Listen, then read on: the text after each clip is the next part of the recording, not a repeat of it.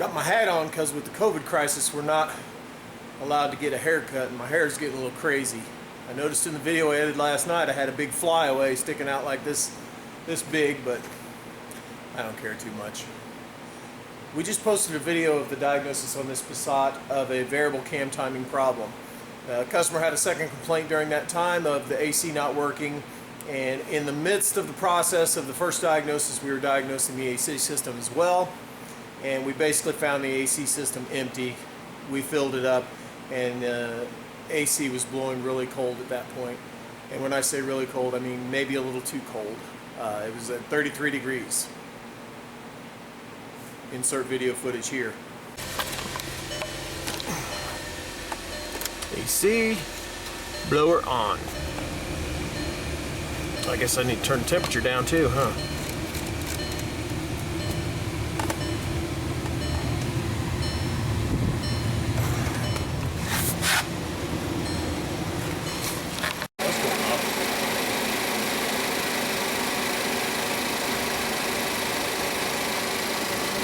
There's our high side pressure. There's our low side pressure.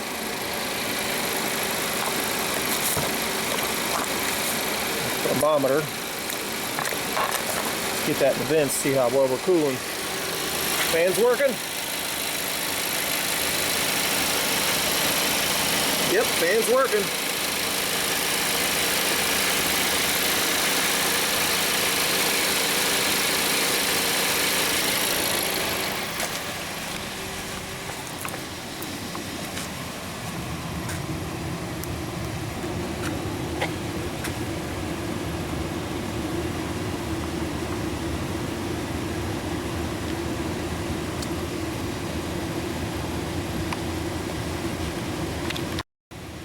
I think this is the coldest AC I've ever seen in my life. 36 degrees.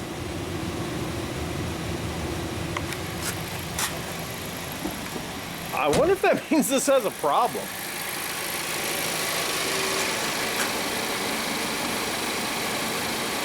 That 20 on the low side seems a little low. And for cooling down to 30 degrees, that seems a little low also. Now it's a very cool day today. What do you think, 60 degrees? About that. Yep. Yeah, that seems a little low on both those.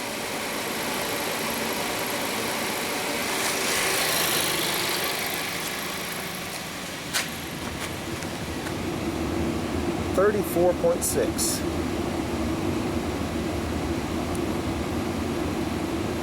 I don't know what to do with that. Call the customer and say it's the best working AC system I ever saw. You can store meat in your car. And see, this will probably get colder on the highway. You know, right now we have the fans working, but it'll have better airflow on the highway than the fans could ever do. And the engine RPM will be higher. That's interesting.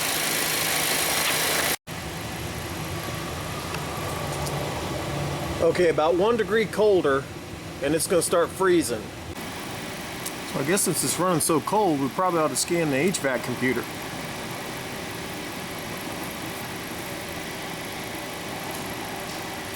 Using the old laptop that flickers a lot, so sorry about the screen flicker. And of course this is a UDS car, so advanced. Oh.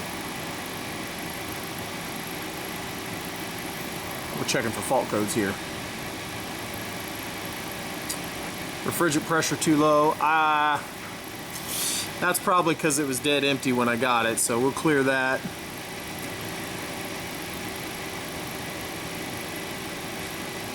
Go back in, see if it triggers another code. No fault codes. Advanced measuring blocks.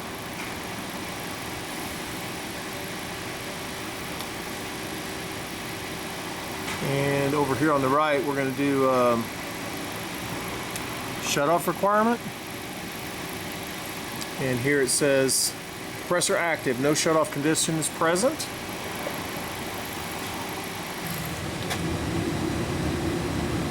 I ain't never seen an AC system cool that cold.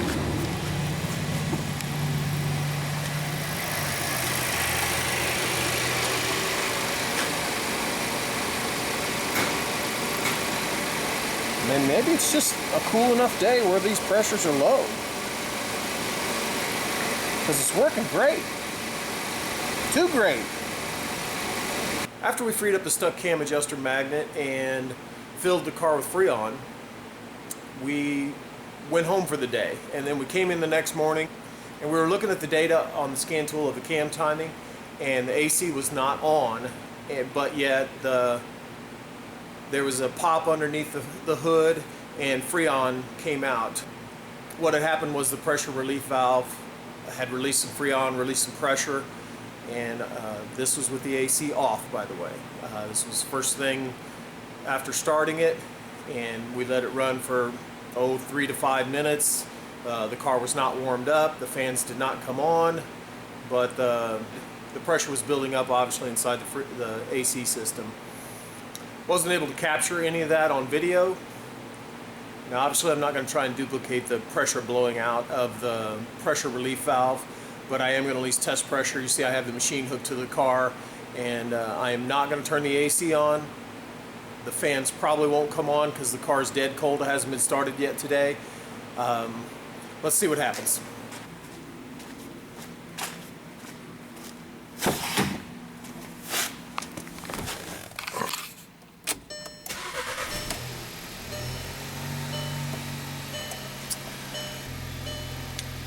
Now, I want to make very clear, let me turn the fans on. You hear it blowing, and that's the AC on. But I don't want the AC on, I'm turning it off.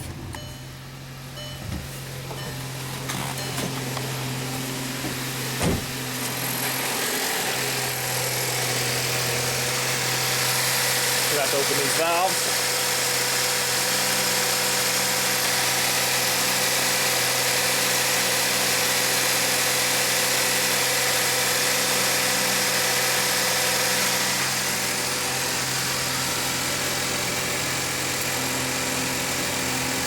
You can see there, even though the AC is not on, that our low side is low and our high side is high, and seems to be going up just a little bit.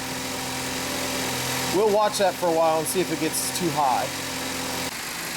Okay, as I put my camera on the tripod, the pressure has continued to go up.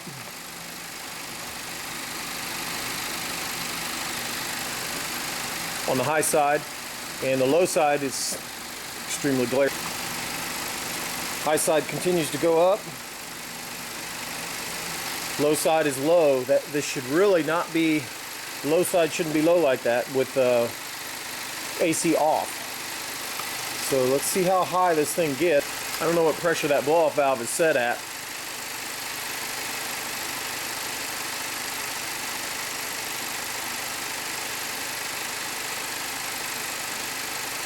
Yeah, that pressure just keeps going up. Would have made a nice video if I could have caught that Freon explosion on camera as I was diagnosing the other problem. It would have been like, oh no!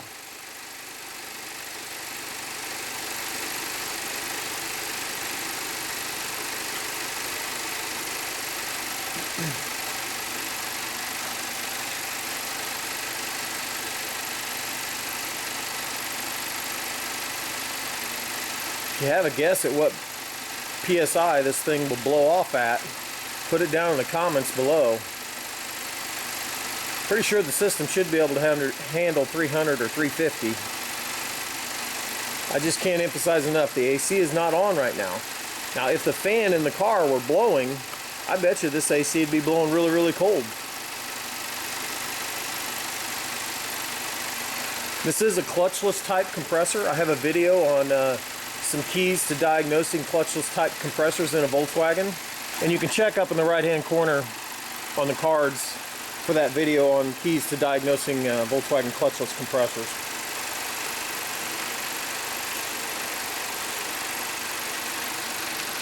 Okay, the pressure's getting too high now where I don't feel like I can leave this, continue watching the pressure rise, but I do want to at least confirm one more time that the AC is not on.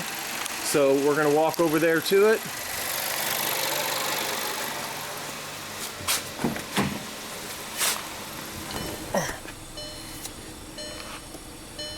As you can see, the light is not lit up on the AC.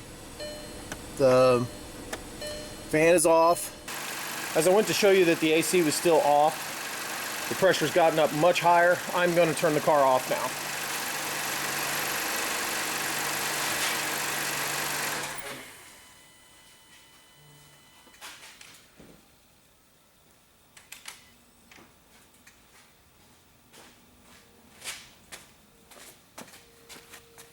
Oh, I guess I need to point out that the low side is coming up now. Oh, as the car's off, the pressure's dropping down, which makes me feel better. Okay, through the course of sitting here, the high side has dropped down significantly. Low side's actually going up towards it to meet it, and we're going to start the car back up and scan the computer system.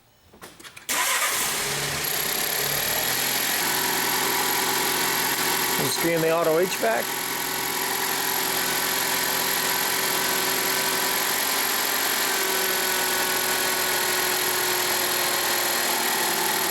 And check fault codes.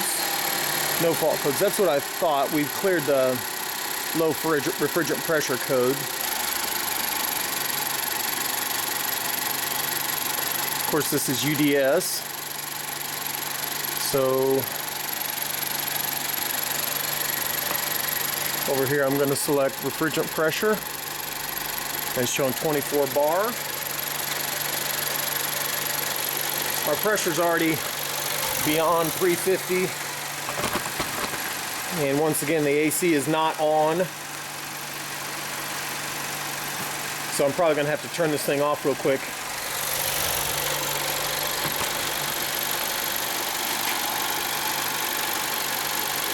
I'll at least select on here on the UDS compressor shut off requirements, and it says AC is off or fan control switch in the 0 position.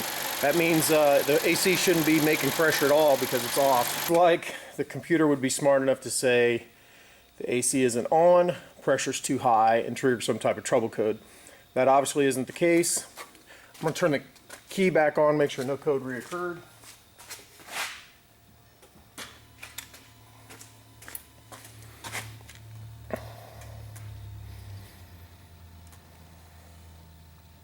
No fault code.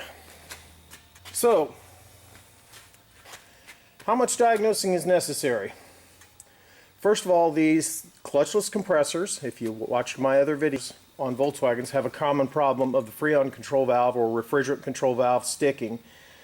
Almost every time when these things stick, it causes a simple symptom of the AC don't work until you drive the car for 5 to 10 minutes and then it starts working. And that's simply because that Freon control valve, which is a solenoid, sticks in the off position. Now, since we have a pattern of failure of those Freon control valves sticking, possibly this Freon control valve is stuck in the maximum pressure position. Now, if this car were moving down the road, there would be enough airflow through the condenser to keep those pressures down.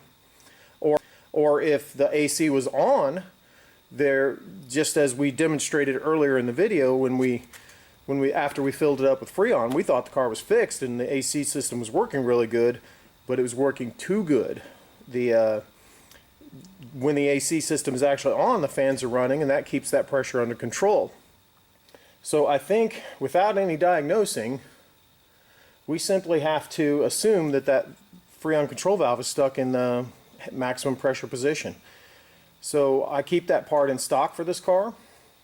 That if you went to Volkswagen for this problem, you would buy a compressor. They do not sell the Freon control valves individually, so we have to buy them in the aftermarket in order to change them. Now, there is a slight possibility that something inside the compressor is jammed at the maximum pressure position and that solenoid ain't able to control it. I don't have any good method for testing for that. I think since I keep the part in stock and it's relatively easy to change that Freon control valve, that we're just going to swap it out and see. But to do so, to start with, we have to evacuate the Freon.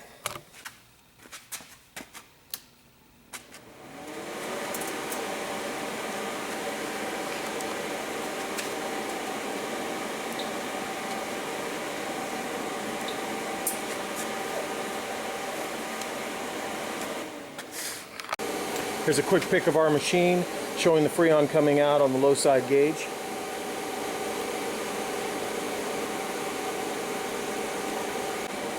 And it has pulled all the pressure out and is now pulling it into a vacuum.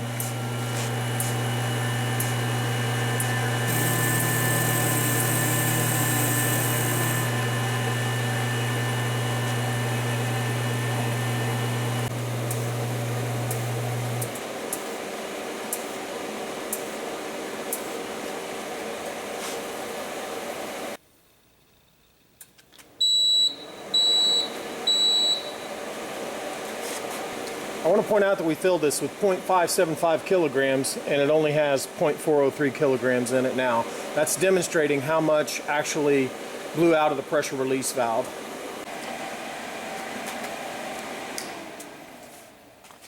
Okay, I want to point out that this system is under vacuum, and if you want to pull that Freon control valve out of there, you're going to have a hard time with it sucking itself back in with that vacuum. So you want to release vacuum by pushing in on the Schrader valve. I'm out of uniform today. Got to pull this belly pan out, which is super easy because whoever worked on it last didn't bother to put any of the screws back in except for 3. Of course, I keep these screws in stock. I'll put them all back in when I go back together with it.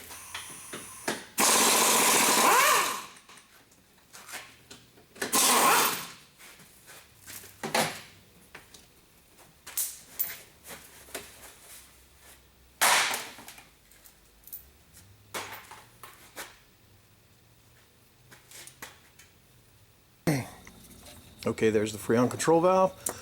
I'll unplug it.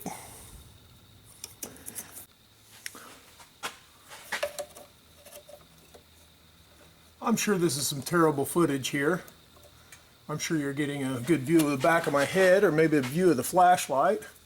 Not getting a view of what I'm doing at all because honestly this is very difficult to video. This is why I prefer just videoing a diagnosis, not the actual R&R of the thing.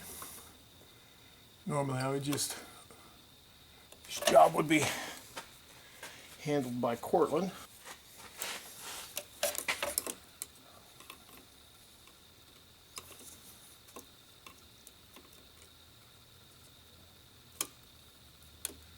Got it.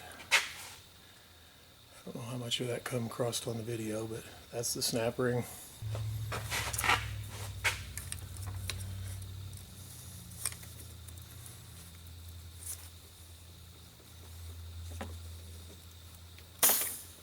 Whoa, still had some vacuum on it. Maybe I should push the Schrader valve to release it on the high side and the low side. And there's our new one out of the box. You can definitely see a difference between the old one and the new one. See, the length of the snout there is different, but it's entirely interchangeable. The important part is that the connector is the same and that the size of these 3 O-rings is the same. Okay, you can see there I put some PAG 46 oil on it. It's green because it's got fluorescent dye in it to lubricate the seals as it goes in.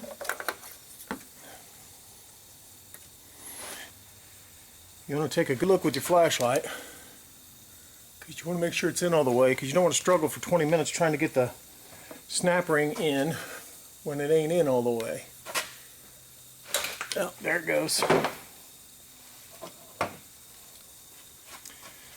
Usually putting the snap ring in is easier than getting it out. All you really have to do is get it started in the bore and then push it in with another tool.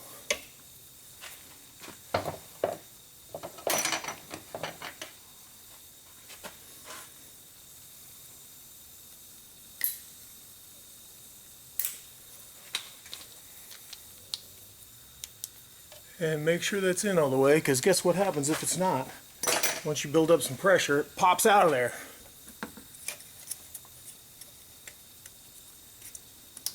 Plug it in. Get some brake clean to clean that oil off, because you don't want the next mechanic coming along and thinking that that it's leaking when they see that fluorescent stuff.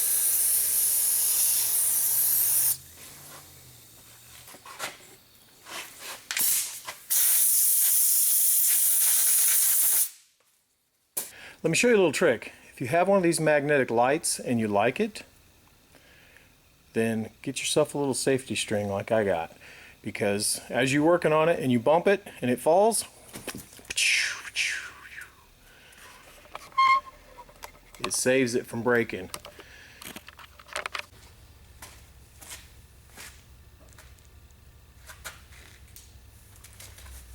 Book crack ain't showing. I'm getting over the car.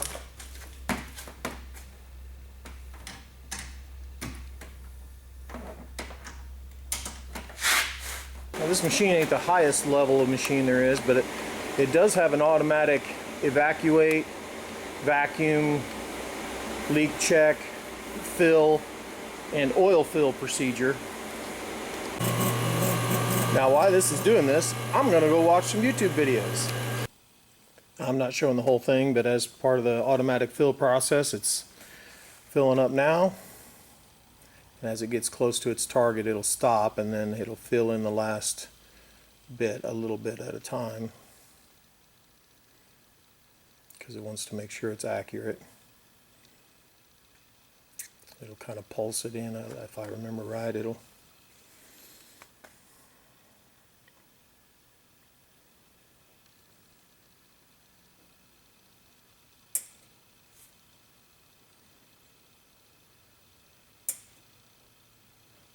I don't know if you can hear that little click. The machine's just giving a little click of Freon. You can also, but it'll take that last little bit in little bitty steps.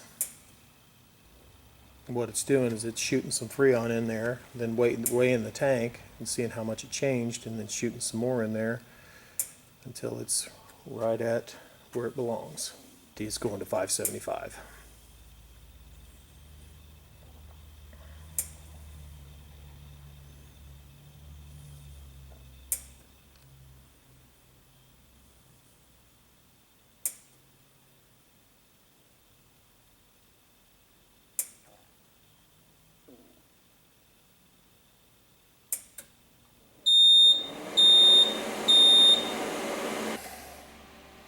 In order to verify that the AC system is fixed, we need to make sure the AC is off.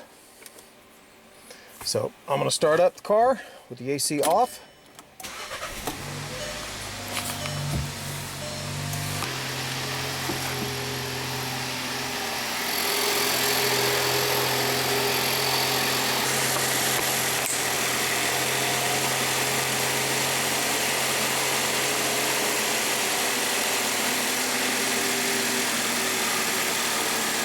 We'll take a quick look at the low side, back to the high side.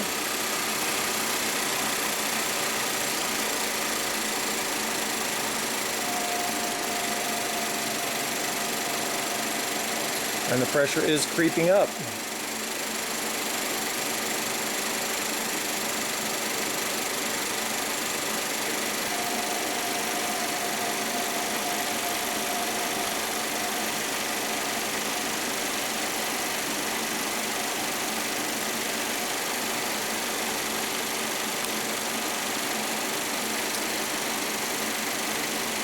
Maybe this car isn't fixed. Although it isn't shooting up as fast as it was before, it doesn't really seem to be going up anymore. I have to say, honestly, I've never checked pressures with the AC off before, because that really doesn't make a lot of sense other than the scenario we have here. And so I don't really know what it's supposed to read with the AC off. Maybe this is normal pressure. There's the low side.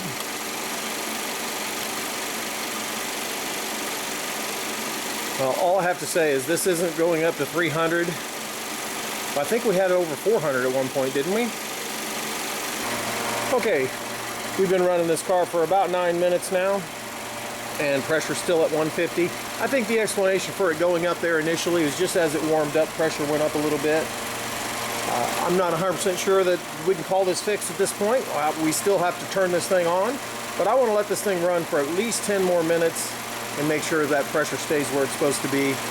and then I'm going to turn it on. It's been a lot of time now. It's been about 25 minutes, and pressure still seems to be under control. It's not going over pressure where it's going to burst out the pressure relief valve. Low side's there, and I'm going to turn the AC on now. I want to show you the data in VAGCOM as I turn it on.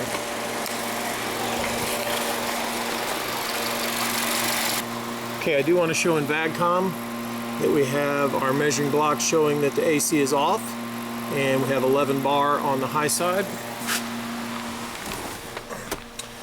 Alright, let's turn the fan on full blast.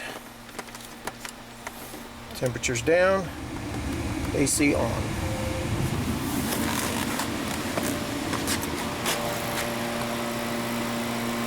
And now we're looking at compressors active, no shut-off condition is present.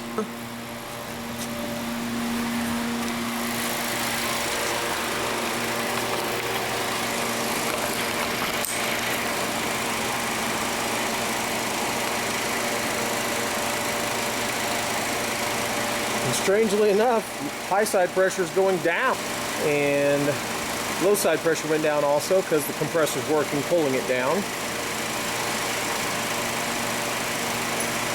Good morning, Good morning. What are you doing? Trying to get it to explode, or no? I've already done the video and fixed it.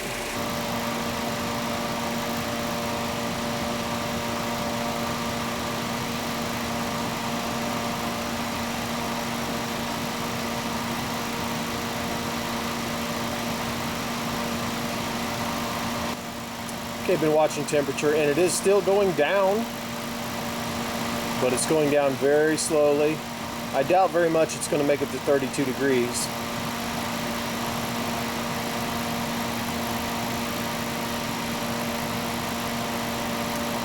Now most of the time these, oh, it just went up a tenth of a degree. Most of the time these cars will cool just a little bit better on the highway because you have better airflow and the compressor's turning faster. And not to mention the doors will be closed. Obviously I have the door open right now. I'm standing outside the car. But I really think this is where it's going to run since it went up a degree. It might kind of fluctuate back. Yep, there it did. If it goes up another tenth of a degree, then I'm going to call this car fixed and working. 42 degrees is a very good working system, but today is a fairly chilly day. I would guess it's like 55 outside, but it's 70 degrees here in the shop. Even though I have the door open, because literally the heater's running right now while the door's open. You might even be able to hear it. Ooh, it went down another tenth. Let's see if it goes back up.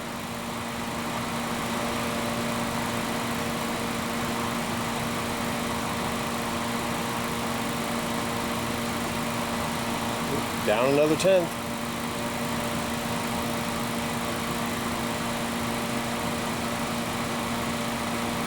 And then back up. I think this is where it's going to regulate at this temperature of the day. I want to point out that the fans are working, hopefully.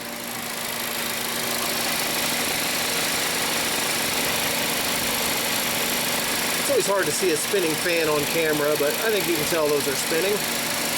I'm going to take it for a road test. I'm going to call this a fixed car. Okay, just returned from the test drive, and I got 41 degrees. And I never really see anything lower than that on the test drive. So,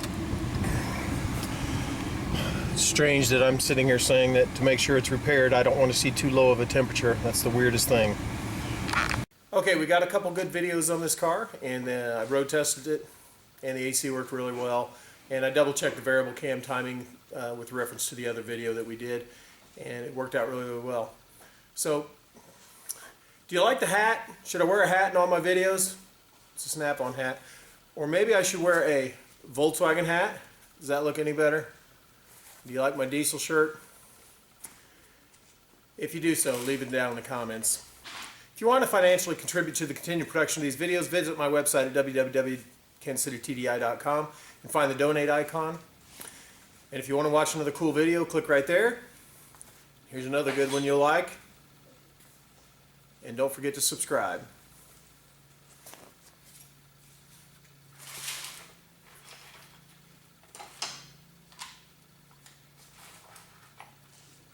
Cortland's over there working.